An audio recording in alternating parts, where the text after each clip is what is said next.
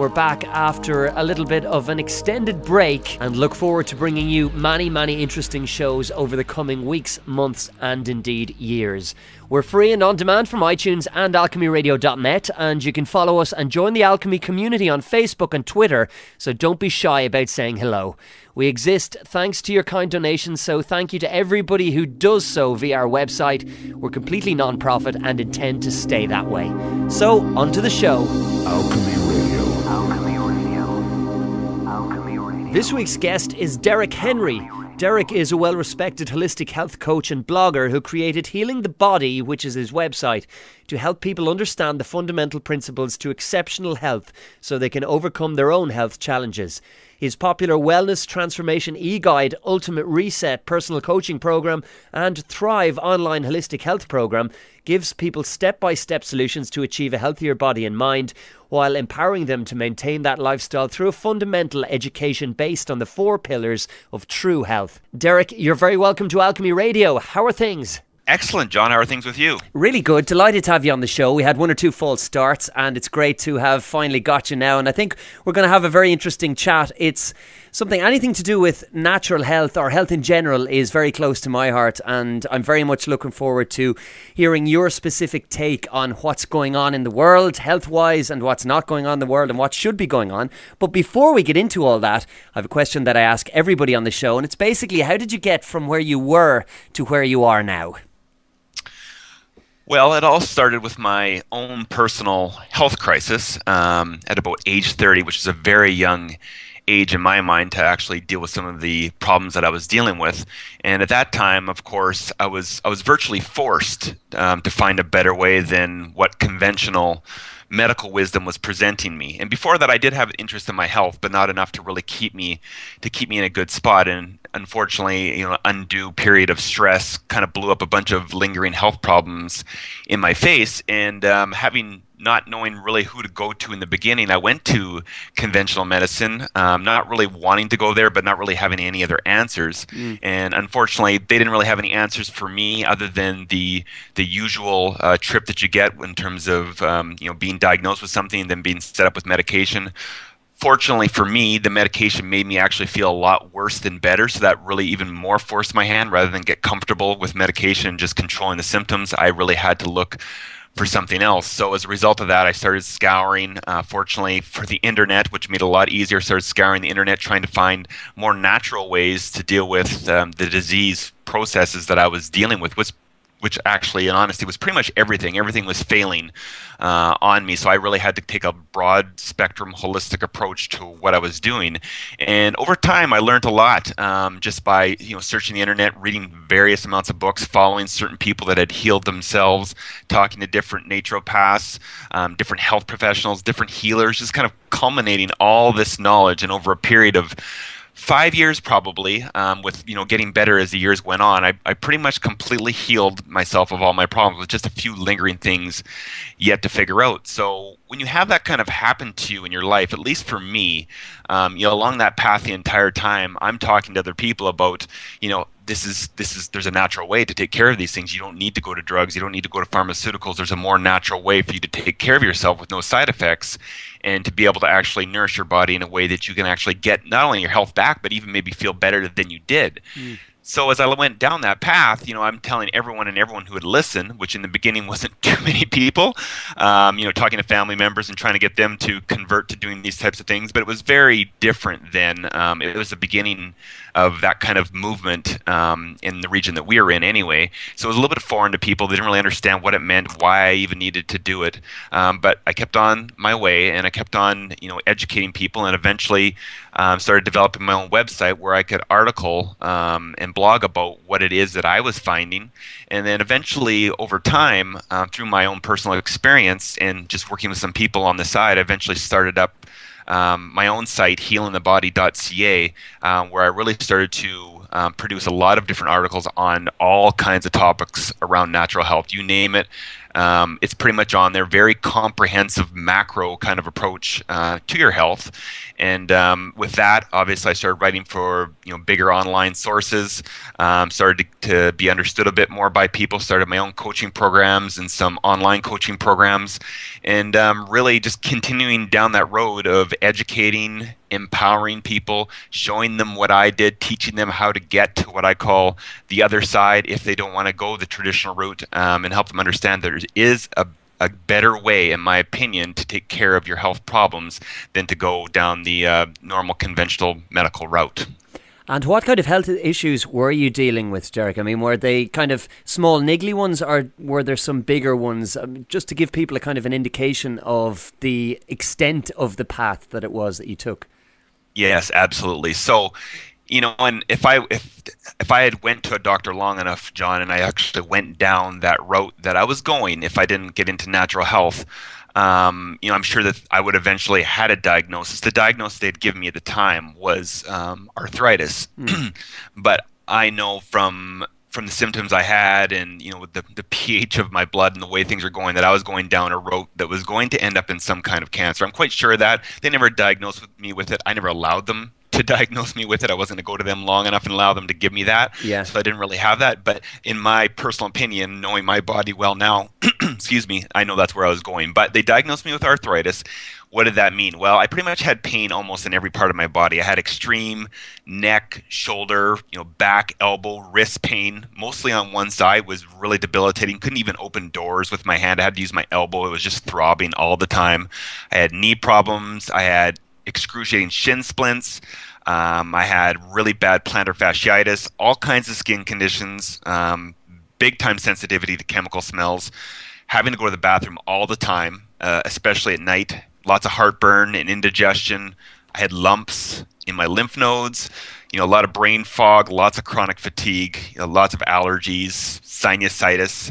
As I said, blood that felt very acidic, and traces of blood in stools. Those are probably some of my common symptoms. So it was a laundry list of things that I had to deal with. Right, and obviously you've described then how you eschewed the mainstream medical fraternity, if you like, if that's the right word to use. So Right. when you decided to go, or when you were forced to go down an alternative route, what was the first step for you? I mean, it's a very daunting thing. You're faced with a lot of problems there, and you realise that mainstream medicine isn't the way for you, and all of a sudden you've got options in front of you, but you'll have people, as you kind of intimated there, from all sides saying, well, that's not the way to go. You have to go to the conventional route. So how did that journey then begin for you, and what way did it progress? Was it a very quick thing? Did you see instant results, or was it more gradual? Yeah, fortunately for me, I'm very disciplined, or very stubborn, as some people might say, in terms of what I was going to do. So there wasn't really anyone that's going to detract me from what I needed to do to get healthy, and I felt that this was the route. And fortunately, I came upon an internet source that I could really hold on to, which is very fortunate, because if you don't even have some type of source, some type of guide at all, you could simply walk into a health food store and be completely inundated, which I'm sure a lot of people are. They're just, shelves loaded with supplements, all kinds of foods, and really, like you say, where do you start? Yeah. Very difficult to know. But fortunately, I had someone that I found, an online source, who I felt was very smart when it came to nutrition, when it came to managing things naturally. And I started following him very closely. And as I followed that material very closely online, there's new stuff being produced every day. I just started learning about food. And, and at that point in time, I was really curious about foods that could really help with inflammation, because at that point, the amount of pain that I had going on was rooted in inflammation. And I really need to figure out how to cut that down before anything else, to make that manageable, so that my life was actually manageable. Because at that point, when inflammation is raging that hard, it's tough to really look at the silver lining and try to figure things out, because your mind's being consumed by the amount of pain that you're enduring. So I knew I had to get to the inflammation. So a slow but gradual process, I really started switching over, as many people do, just to more clean foods, organic, or as clean as I knew they could be. Yeah. Really focus on a lot of produce was really kind of where I initially started. So really just started eating more fruits and vegetables, more, less processed foods, less of the conventional kind of foods that people are going to eat on a day-to-day basis, like cutting out dairy, cutting out most flour products, cutting out a lot of sugar, cutting out alcohol for a large point, not eating a lot of animal protein at the time as well, because that wasn't helping my condition at the time. Slowly but surely, it wasn't, overnight, obviously, slowly but surely over a period of probably a year, doing that and consulting with some other medical professionals, more natural ones like massage therapists, things like that, really helped to manage my pain. And I really just kept on going down that road, and it was a really slow but gradual process because I was figuring it out on my own at the time. Right. I had a guide, but really I wasn't working with anyone specifically about overcoming this. If I knew now, or if I knew then what I know now, I certainly could have overcome it with a lot more speed. But at the time, I was simply on my journey. I was traveling the road. I was just eating more natural things that were given to us by nature, and really avoiding things that were made by man was kind of my doctrine that I followed closely until eventually I learned more about supplementation, specifically what to take. And again, that was a process. Took lots of different types of supplements. A lot of them worked, some of them didn't, and just slowly narrowed down my processes and what I need to do until I finally had tackled pretty much every issue in my body. And at this point, then you're healthy and pain-free. I feel better at 40, John, than I felt when I was 25. I virtually, actually not virtually, there is no pain associated with my day-to-day life. I do a little bit of weight training and may have a little stiffness related to that, as everyone may. Yeah. But other than that, the pain has been completely gone for quite some time now. All those conditions that I had mentioned earlier, all completely gone, and all just a result of a natural journey and process that I undertook. You mentioned inflammation there, and that's something that comes up time and time again when I'm doing my bits and pieces of research into disease and the ills that we can have inflicted upon us in the human body and that we inflict upon ourselves. So is it the case, Derek, then, that the vast majority of health problems are actually as a result of inflammation? And would you link your current good health to a reduction or a dramatic reduction in inflammation then compared to where you were when you were 30? Yeah, absolutely. I would put another word on there. I think chronic inflammation is the result of many people's pain and many people's problems. Obviously, the body uses inflammation as a way to help to segregate or isolate a certain health problem and try to actually heal it. But, and that's helpful. Like a lot of bodily processes are helpful, but when they become chronic is when it becomes an issue. So when that inflammation, you're always mounting a response inflammation-wise, eventually that can become problematic. There's that whole balance, obviously, with anything in life, and that inflammation can become very problematic if it's chronic over time. And that's what most people are dealing with, right? We're not talking about acute injuries, and accidents, things like that, where you get inflammation, obviously, and that's helpful for healing your body. It's more like people are dealing with all types of inflammation. It's really at the root of people's pain problems, certainly, over time. And I would think for myself, absolutely being able to keep your inflammation on a day-to-day basis at a very low level or basically non-existent is going to really help people become well. And obviously it's going to also help people overcome a lot of their pain problems, because a lot of the pain problems are rooted in that, and I'm certainly not dealing with any of that now. Well, let's look at some of the causes then of inflammation. Let's assume that most people out there have some kind of niggly health problem at the very least. So what could it be, Derek, that's causing it? Basically what I want to do is talk about toxins for a while now, because there are so many toxins that we're being constantly bombarded with and exposed to, and quite often the vast majority of us don't even know what is a toxin, what isn't a toxin, what we should be exposed to, and a lot of it is invisible too. So on the issue of toxins, where should we start looking especially?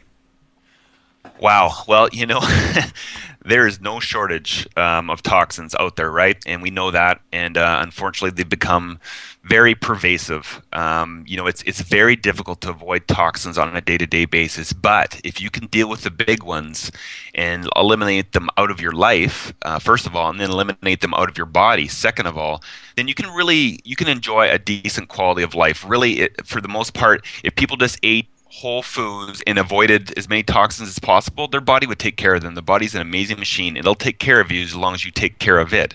And, you could go down the rabbit hole with toxins. There is so many different things to avoid.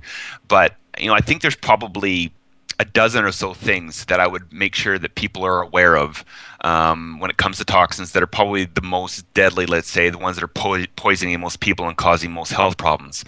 One of the ones at the top of the list I would probably discuss would be heavy metals. Heavy metals like mercury, aluminum, nickel, cadmium, things like that. Those are you wouldn't think you would have to deal with these. You think, how do these things actually get inside my body? Other than maybe pollution. And what effect do these things have in the body? Well, they actually have no role in the body in terms of wellness. They're very toxic, and they break down a lot of different body processes and cause a lot of problems. Where are we getting heavy metals from? That's the question. How are these things become to be lodged inside of our body? Well, pollution is one big deal, and depending on where you live, that could be better or it could be worse. But pollution, obviously, you inhaling, heavy metals from, factories and all that kind of smoke that's being blasted across the atmosphere is a big issue. Yeah. But probably some of the more sinister ones that more people probably deal with across the planet would be dental fillings is a big one. Anyone who's had mercury fillings, having that mercury directly placed inside your oral cavity, as you can imagine, we can think about how asinine that is now.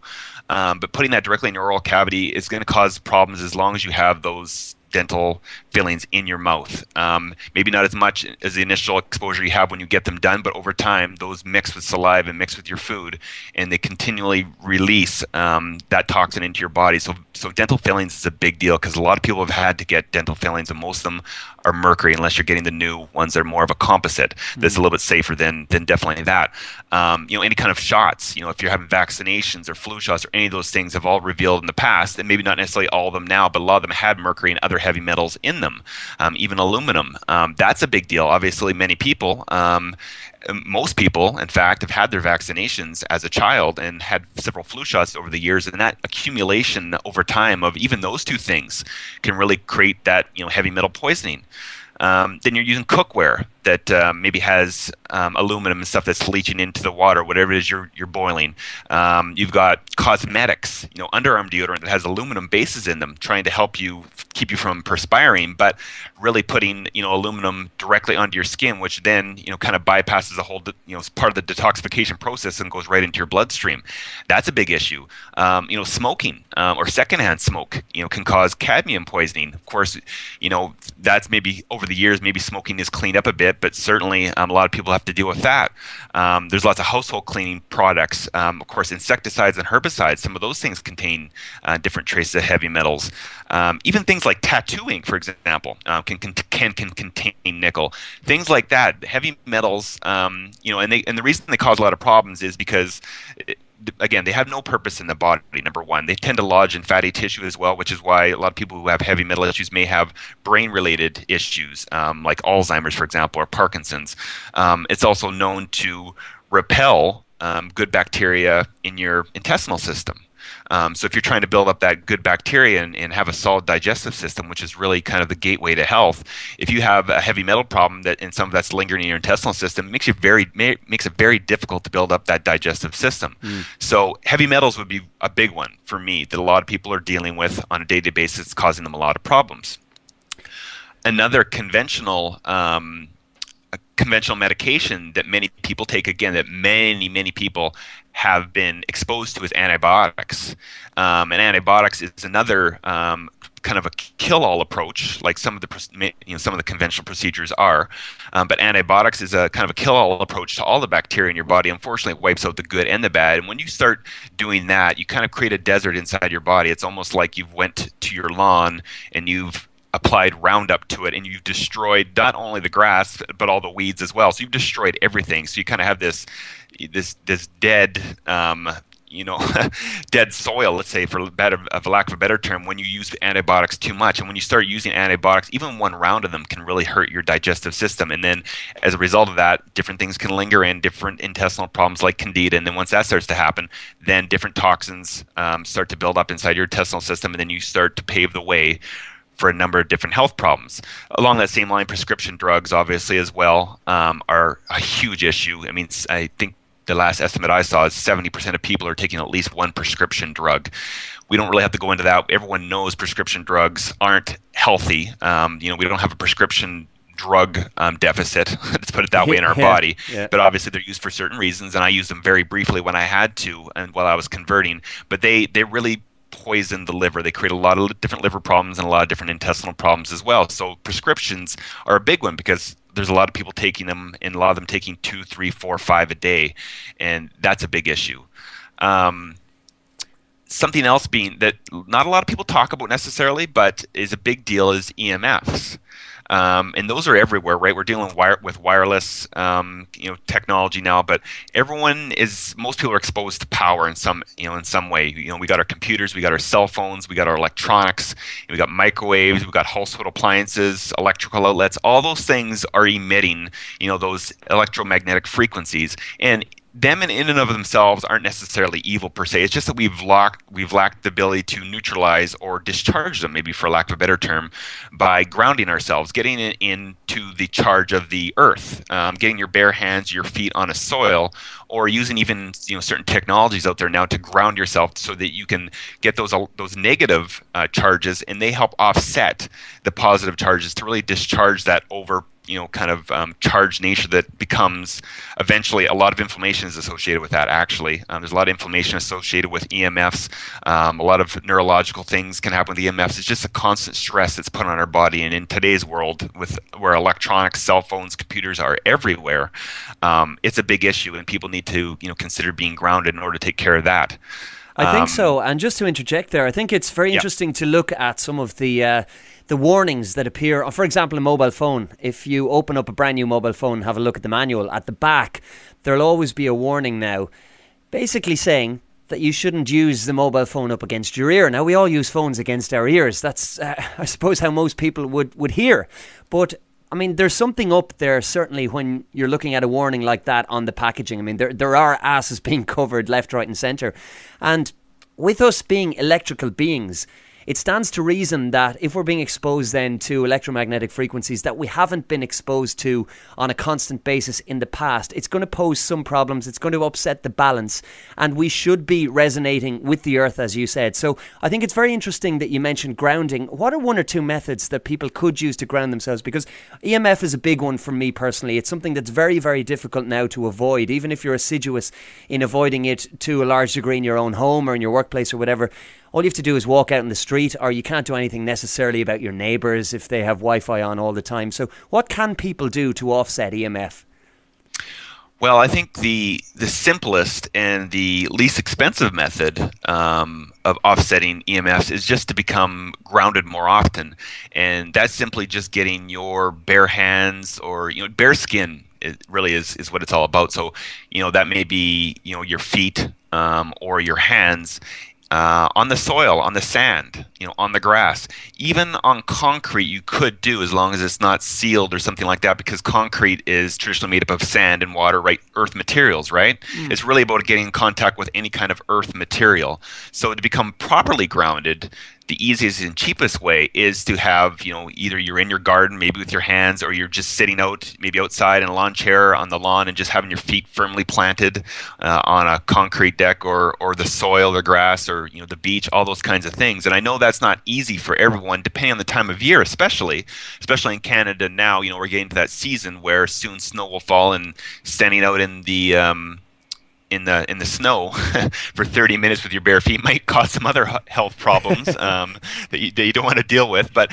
when you can, during those seasons, that's the most important and cheapest thing you can do. But fortunately now too, there's technology out there, earthing technology, that has allowed things like different earthing sheets, half sheets that you could put on your bed, or even pillows, pillowcases, other things like that, that really physically they plug into a grounding outlet into your wall. So as long as your grounding outlet's working properly, and that outlet has been grounded properly by electrician, then you are by proxy grounded. So being able to sleep on a grounding sheet 8 hours a night is a phenomenal benefit for people, especially those dealing with inflammation. And I always tell people it's one of the easiest things I'll ever recommend anyone do, is basically you sleep on this. It's as easy as it gets for health benefits, is just sleeping on a half sheet on your bed that's been properly grounded. So that's probably the best advice I could give. Back to some of the toxins then, because I've heard you speak and read some of your articles that have included one or two ones that I have to say I was quite struck by, and I thought, right, well, a lot of people need to know this. One of them is water, Derek. Water, surely that's the most pure, fundamental life force that we have. I mean, how can that be toxic? Wow, yeah, and that's That's a big one too, right? Water. People have had different chemicals. Obviously, well, we've all had different chemicals put in our water over time for our quote unquote safety. And water, in its purest form, is spring water. Being able to find a pure spring water source that obviously has been identified as pure, and unfortunately not all of them are as well.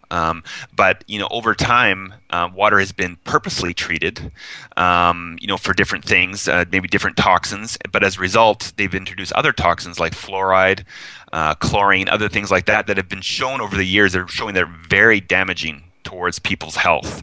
Again, these are not things that belong inside the body, so they've actually probably rendered more health problems as a result of adding that to the supply, as opposed to maybe going to a more natural method and having some people having to deal with maybe toxic runoff from a farmer's field in a spring. Yeah. They're probably much safer off over time in that situation than ingesting fluoridated or chlorine-ridden water over time.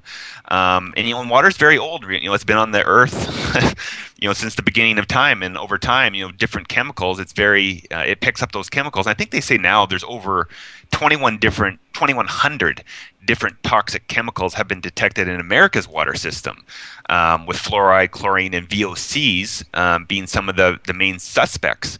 And I know they had done this for our benefit, so they say, but over time, some of the things that they said they would do for us actually has been kind of the opposite. They've increased cavities and bone fractures. In a lot of cases, people have researched that that's actually been the case rather than the opposite. Yeah. Created behavioral problems, increased the cancer death rates, because this stuff bioaccumulates in your tissues and is often stored in the brain and even in the thyroid. And thyroid issues are a big issue. I see that all the time now, and they can cause fatigue, weakness, lowering of IQ. And there's lots of things that you and I could probably go off on with that, John, and why that actually was added to our supply, and if it's actually done for our benefit. Absolutely. But really, the bottom line is they've treated the water to save us from those types of chemicals. Or not from those types of chemicals, but from those types of things that may be lurking in a water supply just down in the stream. But in reality, I think over time we would have had far less health issues if we would just try to secure our own pure, drinking water source than going that route. Yeah, and I think it stands to reason then that, considering how much of the human body is made up of water, if our water is toxic in some form, well, then it's going to cause huge problems. Absolutely. I mean, with estimates of us being 70 to 75% water, and you mentioned before us being electrical beings, and that water, triggering electrical impulses and working with your body. If you have something that's very contaminated and something that's so easily absorbed into your body, that's a big issue. I mean, pure water is one of three fundamental things that people have to get right for their health. Pure water is a big deal. Vitamin D, sunshine is a big deal, and grounding, which I just mentioned, is a big deal. Those are three fundamental things that were given to us on this planet that we can all get for free if we can find the right sources. But unfortunately, we're lacking in all three, and that's caused fundamentally a lot of health problems, along with malnourishment and obviously a number of toxins. Yeah, and I think then the converse of malnourishment is when people are, we shouldn't say nourishment at all, but when people overeat and when they eat the wrong things, because there are toxins present in quite a lot of the foods that we eat, in a huge amount of the food that we eat on a daily basis, particularly for those, which is the vast majority, who might go to the supermarket and buy their food there. So, I mean, you've identified in the past a number of things such as coffee, animal protein, meat, that kind of thing. I mean, what should we be looking out for in our food and be very aware of with regard to toxins, Derek? Well, and many people have harped on this, and it really comes down to a decision for people to decide to change what they put in their mouth, because that's a big deal in terms of what's going to happen with your health. But obviously, the general statement is around processed foods. Any more man-made foods or foods that are packaged for our convenience.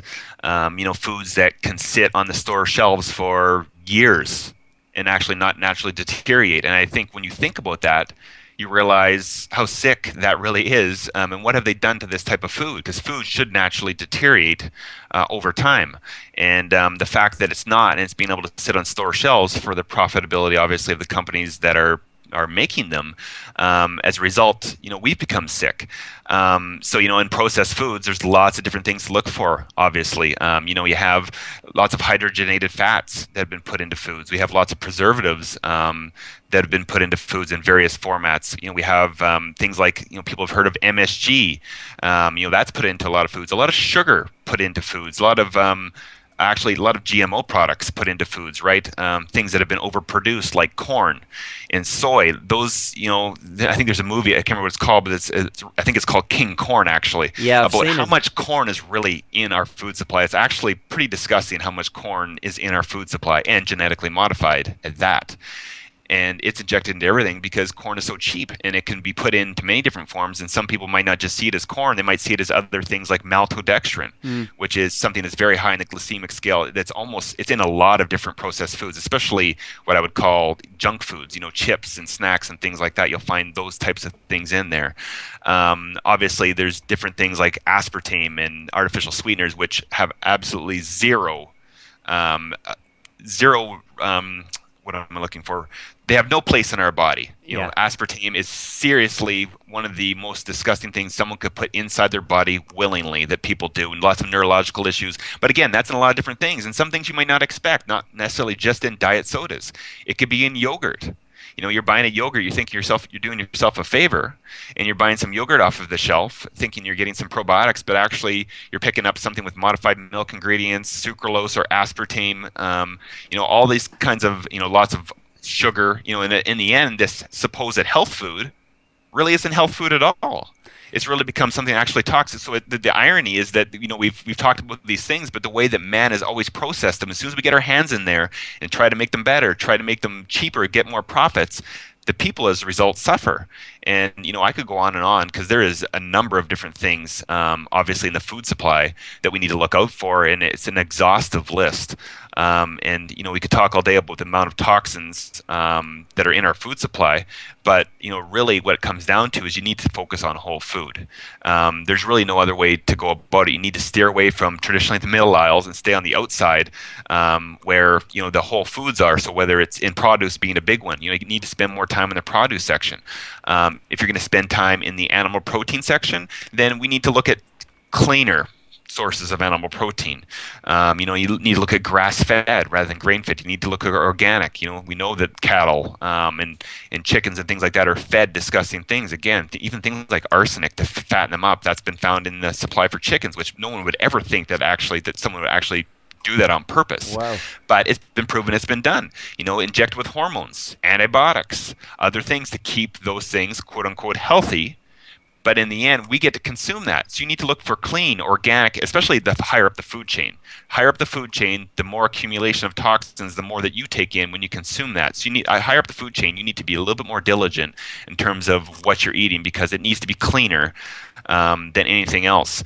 To go back briefly, a couple other products that I had thought of, or a couple things, because there's so many, but some of the main ones in processed foods, high fructose corn syrup, which a lot of people are obviously familiar with. That one is in everything. Again, a corn product, another corn product that they've created. We've talked about MSG, aspartame, hydrogenated oils, soy protein isolate. That's in a lot of protein powders. A lot of people in this protein craze are ingesting a lot of soy protein isolate. It's a lot of stuff. Soy is very difficult to digest, and I don't really recommend it to anybody unless you have it organic, non-GMO, and fermented is the only way that I would tell people to eat soy. Sodium nitrites. A lot of people have heard that, right? In a lot of deli meats, in bacon and different things like that. Ham, that's very toxic. We talked about refined sugar. That one's a big issue. Enriched flour. And when you look at that initially, you think to yourself, John, enriched flour. Yeah, that sounds must great. Be good, right? It's Yeah. enriched. It's enriched with something. Exactly.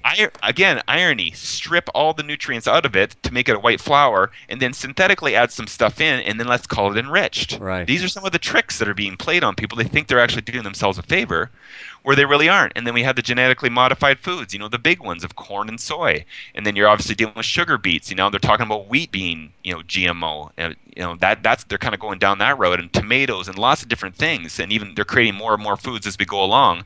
And that's a big issue. And like I said, maltodextrin. Those are probably some of the maybe the top 10 that I would say, with a number of other ones. But you know what? The bottom line is, if you're going to eat food and you want to be sure that what you're eating is healthy, stay in the whole food section and just be aware of what foods are genetically modified. And if you focus on that and make that a larger part of your diet, you're going to avoid a lot more toxins, obviously assuming it's clean and more organic than not. You're going to avoid a lot of toxins just by staying in those aisles than getting into the processed sections where man has got their little profitable hands on it.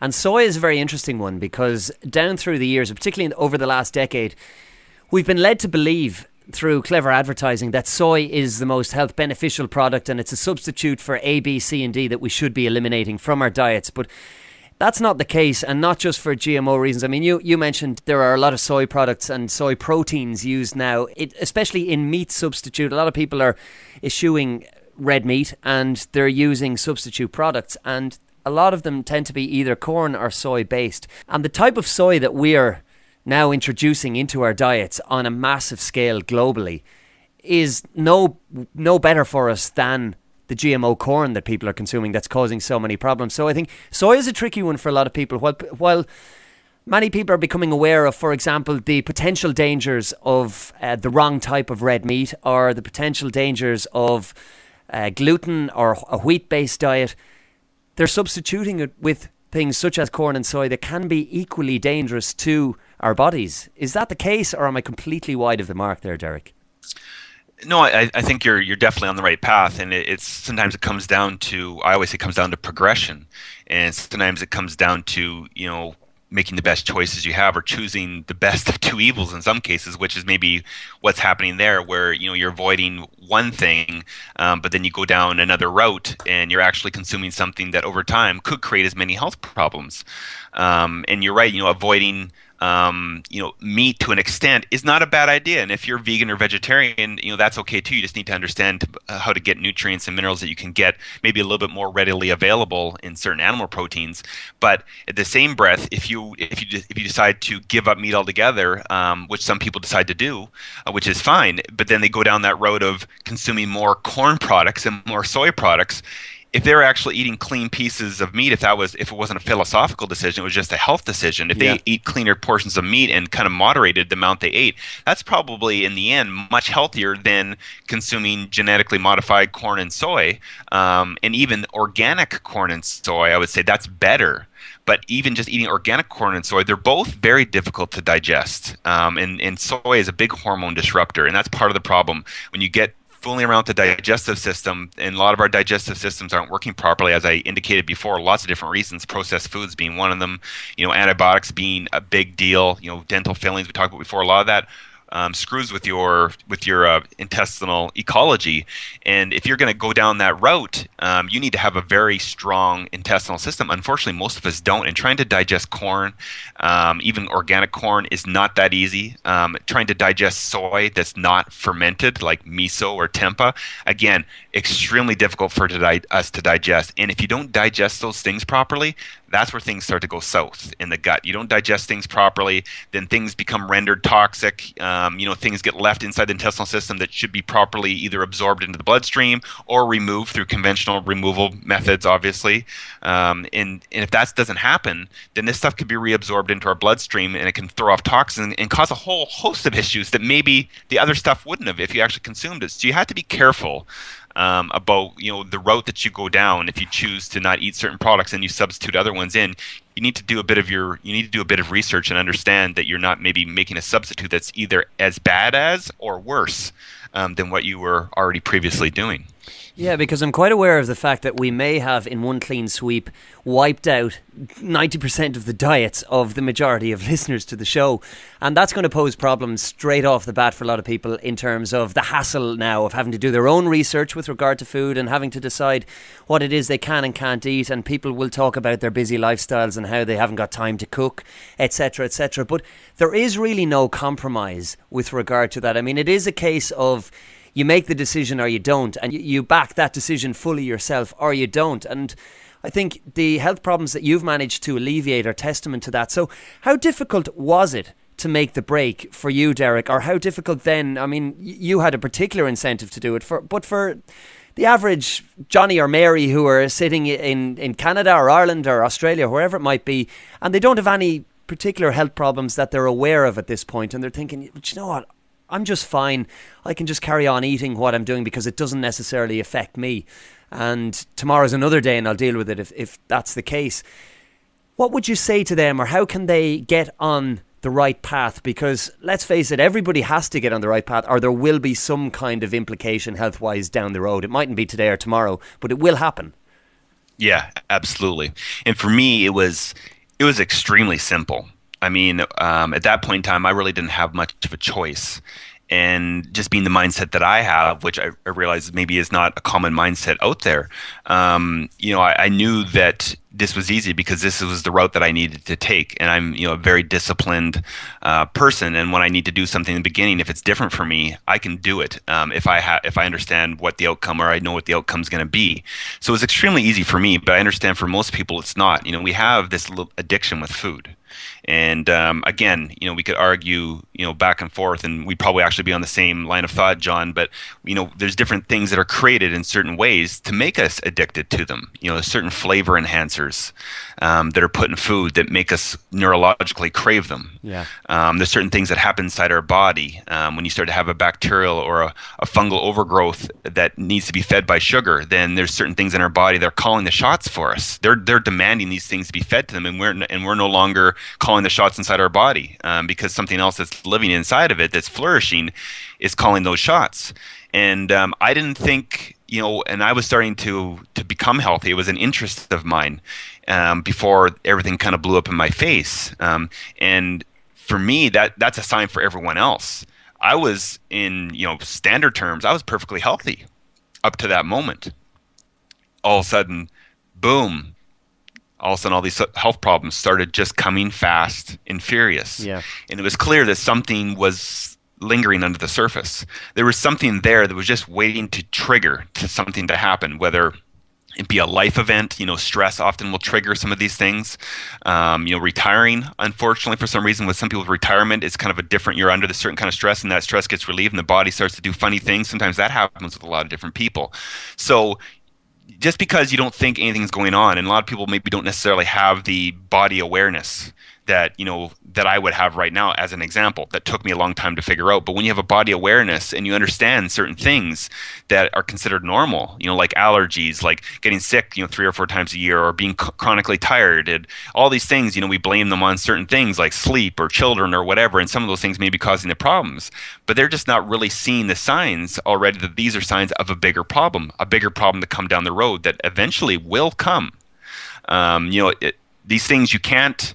It's like trying to avoid gravity. You don't want to do that. That's not going to turn out well. If you're going to try to challenge gravity, if you're going to try to challenge food, and you're going to eat foods that are cheap, and the result don't nourish your body, eventually there will be a reckoning. And I can't really sugarcoat that, because that's really what's going to happen. I can't change what's going to happen with people. You may be genetically set up better than other people. Maybe you can get away with more things over a longer period of time, but eventually things will happen. If you consume these processed man-made foods, GMO foods, these toxins, eventually something is going to happen. So you got to decide whether you want to wait for that to happen. You want to wait for, you hear often people say, they were perfectly healthy. They were doing all this stuff, and all of a sudden, boom, cancer.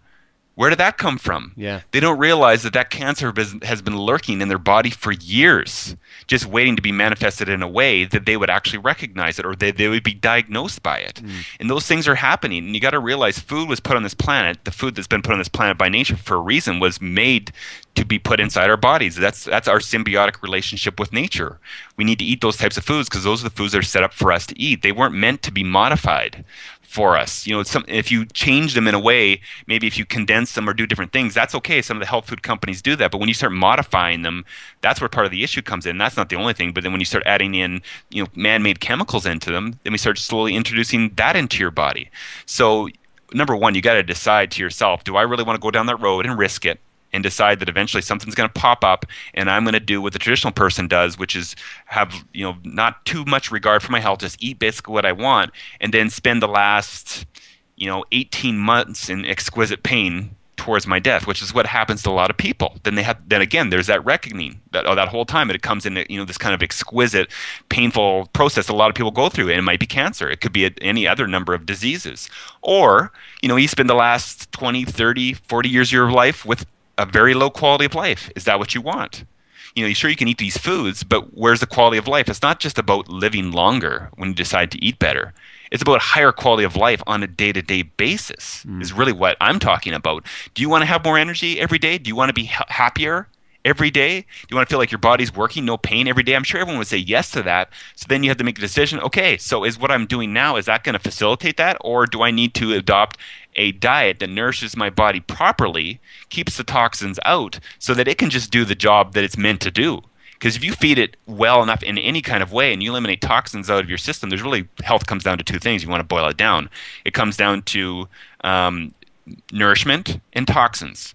If you can properly nourish yourself and eliminate toxins out of your body, then you're going to be good health. But if you're malnourished and you introduce a lot of toxins to your body, you're going to cause a lot of problems.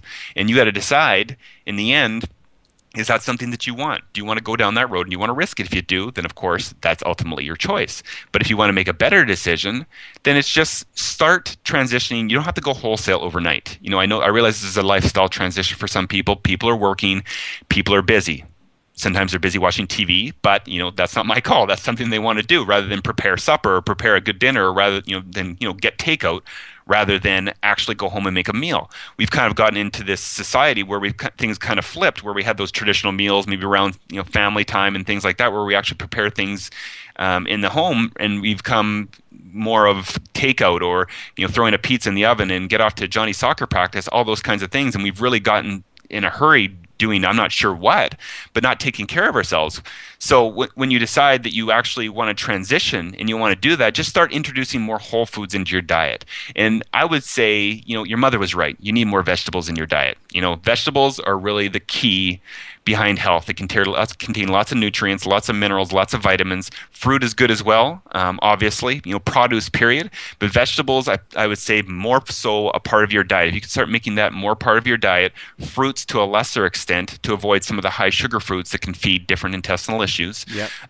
If you can start going down that route and just start eliminating, as we know, the toxins, eliminating the processed foods and spend more time in the whole foods aisle. And believe me, there's lots of foods there. I know as soon as I talk to people about these are some things that you shouldn't eat, these are things that you should eat, someone says, well, what is there left to eat? I'm sure you've heard that before, John, as well. What's there left to eat? You've taken everything out of my diet. And I always say, there's hundreds of foods to eat that you've never even seen or considered because you're spending too much time in the processed food aisle consuming 20 different foods. That's the irony. Most people say, what's left to eat? And I say, you're usually eating about 20 different types of foods on a daily basis for your entire life. There's hundreds of other foods that you haven't even introduced yourself to. So ironically, there's a lot more foods out there than even the ones you're currently eating. You have way more variety than you even understand because you're spending time in the wrong spots in the grocery store. So, when it comes down to it, you really have to decide that you want to be healthier, that you don't want a health problem to blow up in your face. You want a higher quality of life. And to start that, start eliminating the problematic foods out of your diet. Start looking at how eliminating dairy goes, how eliminating gluten, wheat products, even grain products for a larger extent out of your diet for a while. See how that goes. Alcohol, again, is a big one. Maybe certain meat products like pork, start eliminating some of those things out of your diet. See how that goes. Those are some of the big ones. And start eliminating, processed foods, hydrogenated fats, those ingredients I talked about, those top 10. Start getting those processed foods out and start putting things in your fridge, on your counter, that can actually expire within maybe a week or two. That's maybe your best bet to think about it that way, is like eat more produce, eat things that can actually expire, within a week or two, and eat more fresh whole foods. And you're probably going to find yourself in a much better place health-wise, and just keep on going down that route, and you'll learn more and more about what foods are benefiting you specifically, and and which ones aren't. And over time, you'll have a better body awareness, and you'll keep on going down that road that I went down, and ultimately increase your quality of life to however far you want to take it. I really like that step-by-step approach, because it's not the case that you just all of a sudden have to stop eating everything that you were eating and exist on cabbage soup for the next 6 months. I mean, that's not going to do you any good either. And with my own personal journey with regard to food and dramatically changing my attitude and my relationship with food with massive health benefits like yourself, one of the things that I noticed was as I gradually eliminated certain things and added different things to my diet, mainly vegetable based, I was able to actually isolate what was causing particular problems within my body. And it's going to be different for everybody because there is no magic wand that can be waved, and there's no kind of template that will work for everybody. But I was able, for example, to identify gluten with certain skin issues that I had been told were just inherent and probably hereditary and this kind of thing. And I've been told that for 30 odd years by the medical establishment. And I was able to then eventually, when I eliminated gluten from my diet, it cleared up a number of problems, including all of my skin problems, almost overnight. And if there is a slip in my diet then, and I have experimented with deliberate slips, it goes back to the old pattern and the old rashes and the old eczema and asthma and that kind of thing. And it's nourishing to the mind as well to go down this path and to actually make these discoveries for yourself. It can be quite enjoyable because there's a huge sense of empowerment that I have certainly discovered, and maybe you discover the same thing, Derek, when you actually do take control of your body and your own health, and you realise, right, well, it's not in the lap of the gods, and it's not in the lap of my local doctor either, or a hospital, or whatever it might be. It's up to myself whether or not I want to be healthy and, as a result, happy, and there is a link between the two, and that sense of empowerment is hugely nourishing to the mind as well as the body. Did you find that also? Yeah, absolutely. And I think if you said to most people, would you like to have more independence? Would you like to have more freedom? And be able to do things on your own rather than having to rely on somebody else. I think most people would say yes. I think inherently, the very source of us wants to be free, and being able to take care of yourself. And the most fundamental thing that you can take care of yourself, your body. This is not something you can escape. You can't escape your body right now anyway, right? We have to carry this thing around us. We're carrying this meat suit around, and we have to deal with what goes on inside of it. It's not like you can just take a vacation away from it like you might from, your family or your kids, right? We can't do these things. We can't take a vacation from our body. It's there. We have to work with it. And when you become empowered to be able to, go through personal experience, which, in my opinion, once you've had a personal experience of a health problem and you're able to uproot it yourself, and you can use yourself as a lab rat, maybe as a term to use. I did that for years, had to, sound like you have to an extent, John, as well, testing gluten, maybe testing things purposely to see how you react now. And I've done that myself over a period of years, and I'm enthralled by the body, so I do different things to see how different things react. And over time, when you understand how it works, it's like I don't really need to rely on a doctor. I don't need to be going to hospitals for 95% of things that I need to deal with. Maybe in acute cases, obviously, yes, that could, if I break my arm, I'm going to have to go to the hospital. Yeah. But if you can largely keep yourself out of there, and I don't think anyone really wants to be in hospital, to be honest. I don't think anyone says, I'd really like to be in hospital right now. The sights, the smells of things, obviously the types of people that obviously are sick that need to be in the hospital, this is not somewhere where a healthy person wants to necessarily go. They want to be in their own home. In a lot of cases, they probably want to take care of themselves in their home. It's like going to a mechanic. I had to take my car to a mechanic. Do I like it? No, because I'd rather be able to take it on my own, because I don't know what that mechanic's going to do. Are they going to put me through the ringer, or are they going to charge me more than they need to? All those kinds of things. Yeah. I like to be empowered to know how to take care of it myself. So the same thing with your body. I think once you have that independence and that freedom of understanding how your body works, and you don't need to rely on any system, let alone the conventional system, to largely take care of your health, that's a really empowering feeling. And I think once you get that feeling, you don't really want to go back. What then of supplementation? Because it's not always possible for everybody to get every single nutrient that's required for optimal health from food at all times of the year. So, and for example, I live in Ireland and we don't get a huge amount of sun. We don't get any in the winter at all. So vitamin D is important for me to supplement. So what of supplementation? What's your attitude towards it? What are the pitfalls then associated with it as well?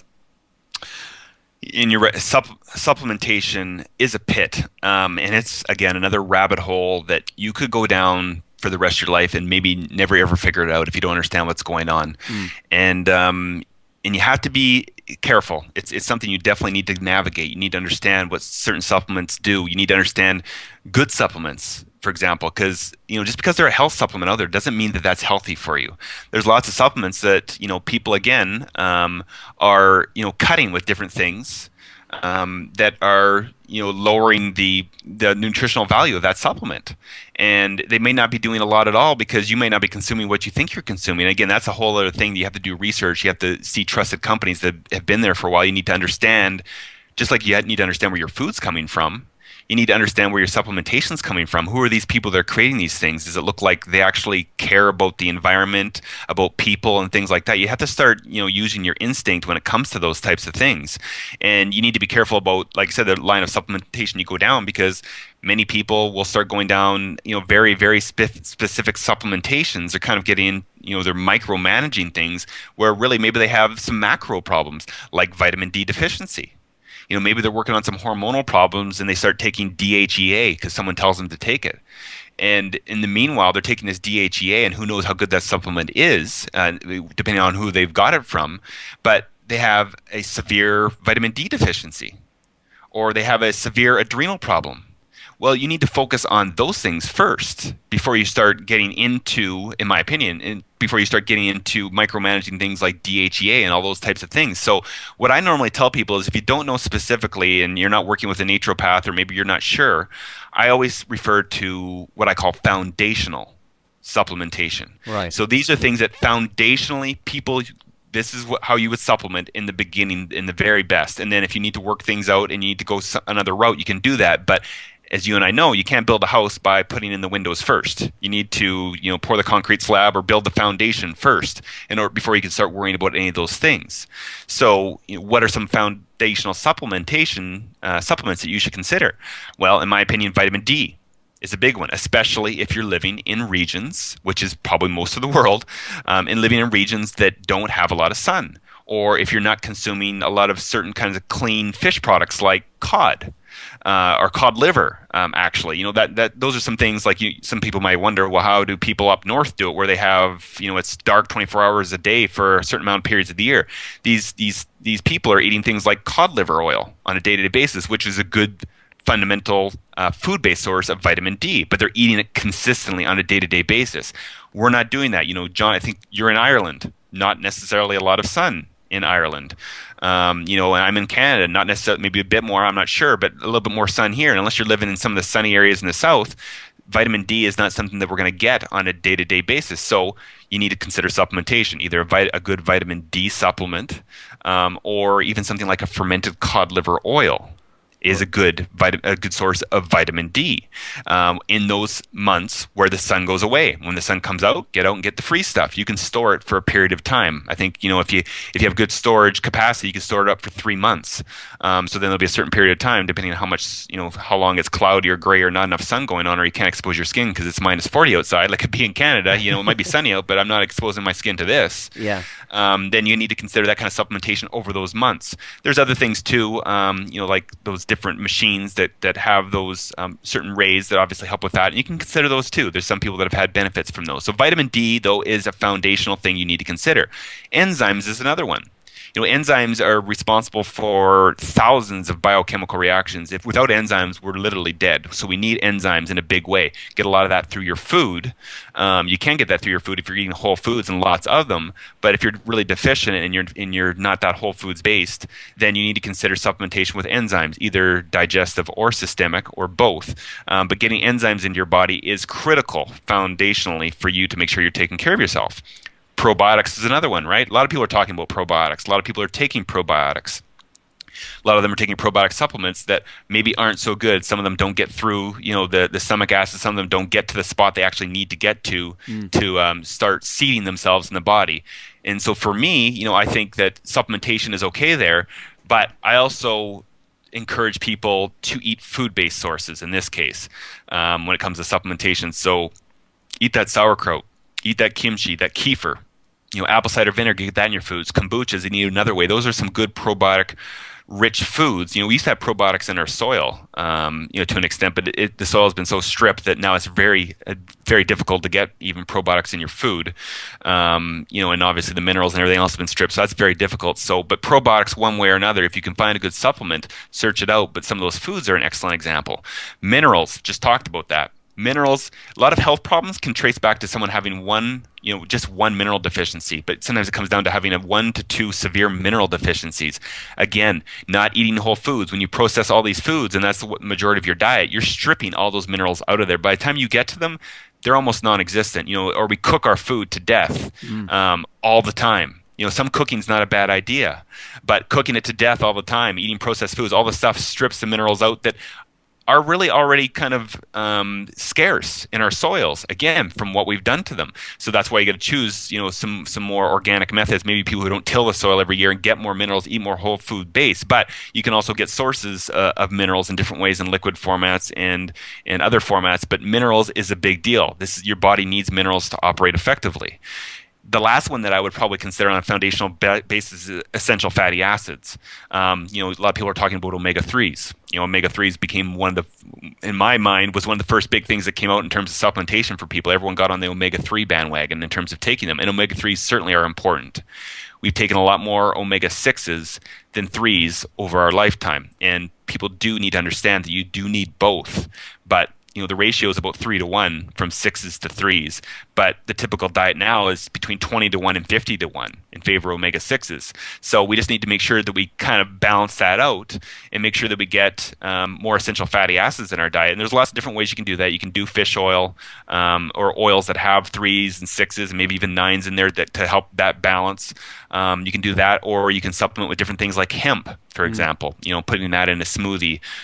You can have oil or chia, things like that. Hemp has been known as, or has been described as, the perfect ratio. It's a 3 to 1 ratio of 6s to 3s. So you get that ratio, again, out of nature. No surprise there, right? The ratios are always what is in nature. And when we try to isolate things and make them synthetic, which a lot of the supplements are out there, it's synthetic. You're looking at multivitamins, things like that, are just synthetically extracted vitamins and nutrients. Those aren't the way, that's not the best way to absorb those nutrients. Is simply not the way to go. Whole foods, nature has put them in a way that all those elements together synergistically work together. When you start extracting those things and putting them in multi-mineral formulas and things like that, then you start to take away the ability to assimilate those nutrients. Yeah. So it doesn't matter if you're tossing down that Centrum down your stomach. If a lot of it's going outside your body, it's having zero value to you. You're literally flushing your money down the toilet. You need to, if you're going to look at things like that and you're going to look at supplementation, look at whole food supplementation, things that have been created from whole foods and maybe put into powders or liquids or things like that, things that haven't been maybe extracted completely, and they use more of that whole food base. So, supplementation is there's lots of different things you could do. You could go on for the rest of your life supplementing yourself, but I would encourage people to think about that foundational supplementation first, and then if you have to go into other supplementation to control things like inflammation and things like that, then do your research, make sure you use a trusted company, and because they're not all created equal, and if you go down that road, eventually you'll find yourself in a much better place. And there is something I wanted to briefly touch on before we wrap things up as well, Derek, because there are a huge number of people who will not, under any circumstances, compromise on this, and it's that cup of coffee in the morning, or the 8 cups of coffee in a lot of people's cases as well. Now, most of us know that there are many toxins and mycotoxins in coffee. What can people do to offset that? Because I just know there are so many people listening out there, and with all the best intent in the world, they're not going to give up that coffee. So what can they do? Okay, so let's talk about what coffee is and what it does, and then I'll be able to tell you, so what do you do to offset that, so they understand what the issue with coffee is. Some of the big things with coffee, first of all, if it's not organic, coffee is one of the most chemically treated plants. So that's a big issue in the beginning. So if you're going to drink coffee, please make sure that it's clean, organic. Spend that extra little bit of money, because if you don't, you are knowingly ingesting a lot of different toxins into your body. That's the first issue. The second issue is caffeine. And obviously caffeine artificially stimulates people, and people are like, yeah, that's the point, right? That's why we drink coffee in a lot of cases, is because we won't need that little pick-me-up and to get us going. And that might be okay in moderation or from time to time, but when you're dealing with a society that has severe adrenal issues as a whole, and a lot of that's caused by stress, and obviously there's no lack of stress going on in today's world with the economy and different things going on. People are suffering from stress, and unfortunately, they go to their coffee to help with that, to kind of give them the energy. But unfortunately, coffee artificially stimulates the adrenals, and over time, when you keep on stimulating those adrenals, over time they can eventually give out on you. And actually, the irony around coffee is that you need more and more to get the same boost, because the energy that you went for in the first place with coffee, eventually it wears your energy out. That's kind of the irony of drinking coffee for a longer period of time. So we need to talk about what we'll do on the adrenal side, which I will in a second. The other thing is it's very acidic. And if we're already consuming a slightly acidic diet, most coffees are in the 5.5 to 6 range, and most people know that the pH of the human body is kind of ideally in between 7.2, 7.4. And if you're eating lots of produce and eating lots of good foods, then that's maybe not as much of an issue. But if you're eating a lot of processed foods, a lot of grains, a lot of animal meats, dairies, things like that, you already are acidic, and coffee is just making the problem a lot worse. So you need to consider that. Also dehydrates you. We talked about water already. It's 70 up to 75% of what of our body, and we're dehydrating ourselves knowingly with coffee. And again, dehydration over time is going to cause a lot of different health issues. So what do we do? Well, dehydration. If you're going to drink your coffee, make sure that you're drinking an appropriate amount of water every single day. A lot of people will say drink half the amount of your body weight in pounds in water. So if you weigh 160 pounds, drink 80 ounces, so it's ounces to pounds. So drink 80 ounces of water, which would be about 10 glasses a day if you weigh 160 pounds. Make sure that you're well hydrated. That's a big deal. Make sure that you're eating plenty of good produce, good whole foods, things that aren't acidic, which could be anything in the vegetable or fruit realm. If you're eating lots of fruits and vegetables and making that at least 50% of your diet, then you'll largely help alkalize your body, so that coffee maybe can be offset a bit. So it's not as so the acidity is being offset by natural alkalinity of the other things that you're eating. So make sure that you do that. Offsetting the caffeine. There's a number of different things that you could do for that. In some cases, adaptogenic herbs can work really well with that, because adaptogenic herbs can help with your adrenal function. A lot of them are very good at replenishing the adrenals. So putting something like reishi in your coffee. And that may sound strange to some people, but just a little bit wouldn't even affect the taste, especially if you're doctoring up with other things. If you put a little bit of that in your coffee, or take it maybe with a coffee in a supplement format to help offset the adrenal issues that you can get with coffee, help offset it with that. That could be a big deal. I also should add the things that people add to their coffee.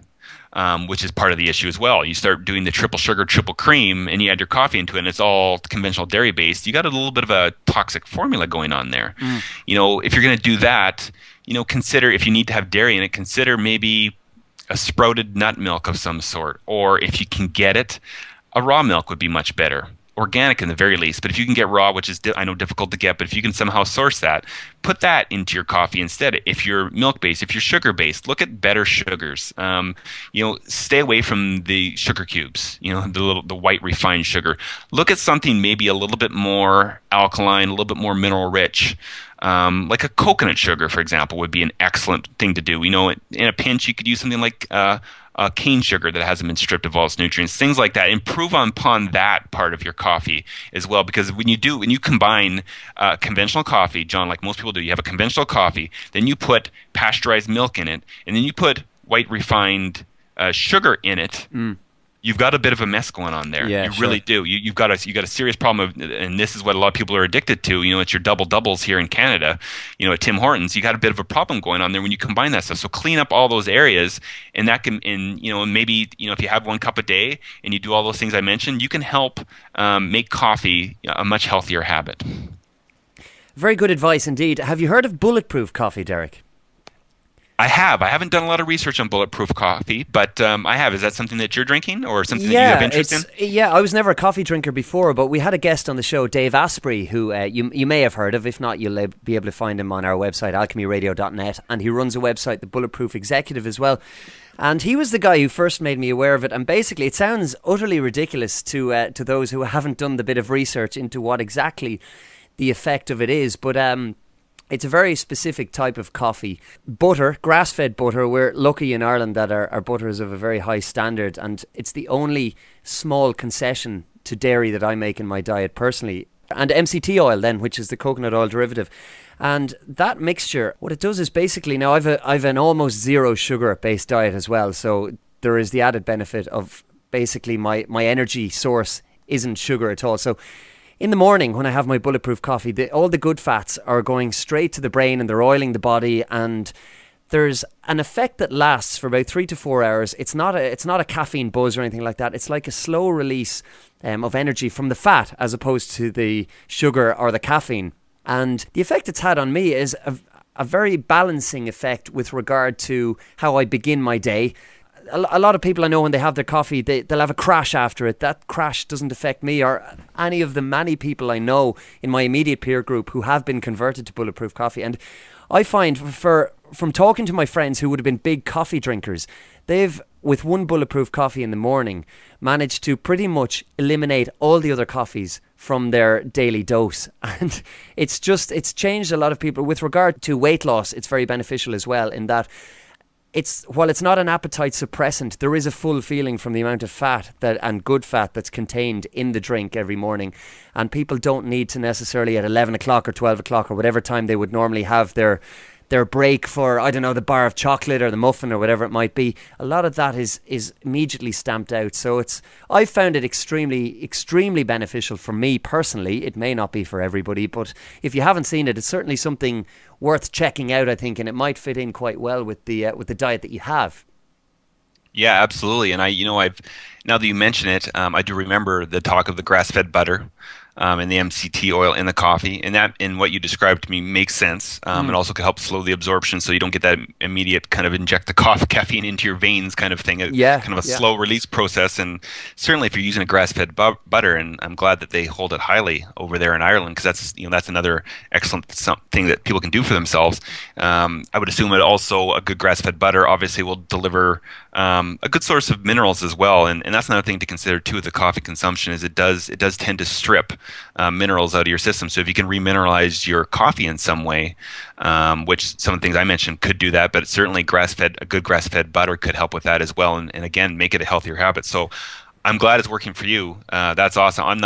Over a period of time, I never was really a coffee drinker. I may enjoy one from time to time, but not often. But next time I do, if I get my hands on some good grass-fed butter, which is, we can find it around here. It's a little bit more difficult, but I can definitely get it. I'm definitely going to give it a shot, and if it works out, I'll definitely send the shout out to you for introducing me and making me actually think about actually trying it and see how it goes. Well, I'll send you the very simple recipe and the ratios and that kind of thing. And I mean, if it works for you, great, and if it doesn't, well, it's another thing you can cross off the list, I guess. Exactly. I appreciate the insight on that for sure. Good stuff. Well, we're going to wrap things up for today, Derek, but before we do so, how can people find out more about you and what it is you do? Direct us to the websites, because you have some very, very interesting and regular articles that are extremely accessible. One of the things that really strikes me about the work that you're doing is how accessible it is. The terms you use are layman's terms without dumbing things down, and I just think for somebody who might be looking to make these changes, or at least interested in making these changes, it's one of the best resources that I've seen out there. That's your website. So tell us about how people can find out more and how they can delve into your world. Absolutely. As you mentioned, a lot of different articles being posted on our website, and the website's healingthebody.ca. So if you go to Healing the Body, we have up to probably 20 different articles posted on a weekly basis. Many of them that I write myself, and we have some other writers, and we have some other good material that we republish.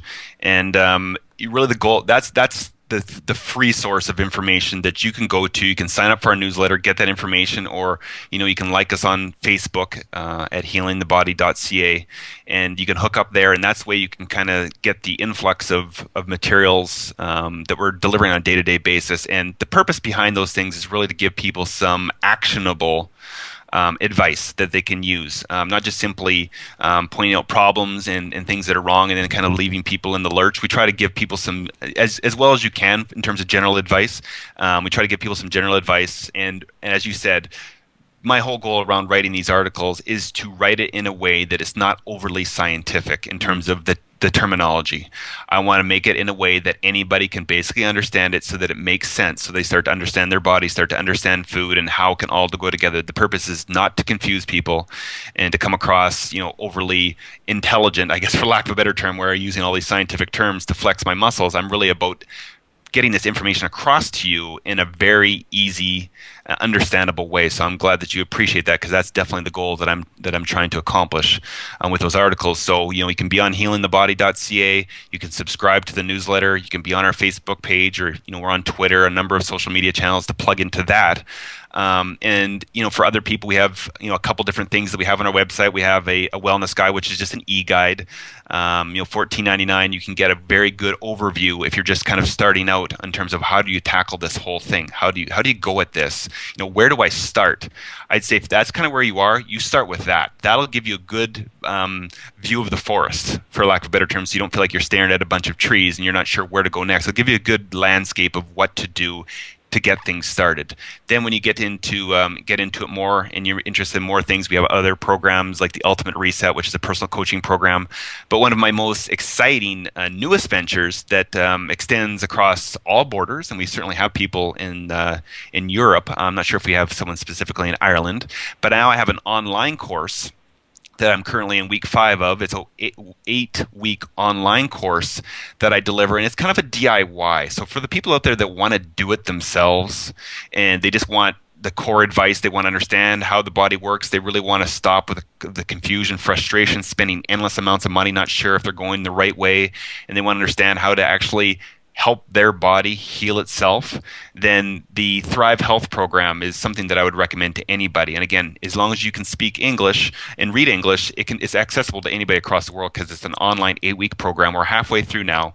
We're going to deliver another one in January, probably in the 3rd week of January. That site is thrivehealthprogram.com. If you go there, you can sign up as well if you're interested in being a part of that community and a part of that movement in an online format. Then you can definitely again sign up there or subscribe there, and we'll let you know when the next class is ready to go, and you can get on there, and that can certainly help you navigate on your own time, on your own schedule. The materials are always there and help you kind of navigate your health, but have a guide, have someone to help you along the road and help you go down that path a lot faster, rather than sort of traveling around the desert like I did, going in circles, then getting forward, then getting bogged down, getting stuck places, going in circles. This whole route is a long route, and we really just try to pave the way, is the easiest way to say it. We try to pave the way with that program and get you on the right track a lot quicker, save you a lot of time, money, confusion, frustration, and allow you to plug into something right away that has been proven to work, because it's been based on my own personal experience and on the experience of me coaching over 50 clients through a similar type protocol foundationally, and it certainly has returned some great results, as you can see the testimonials on our website. So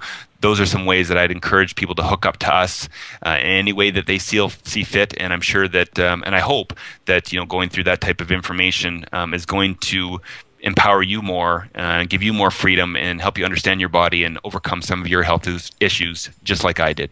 I have the power, you have the power, we have the power. Derek Henry, it's been great chatting to you today.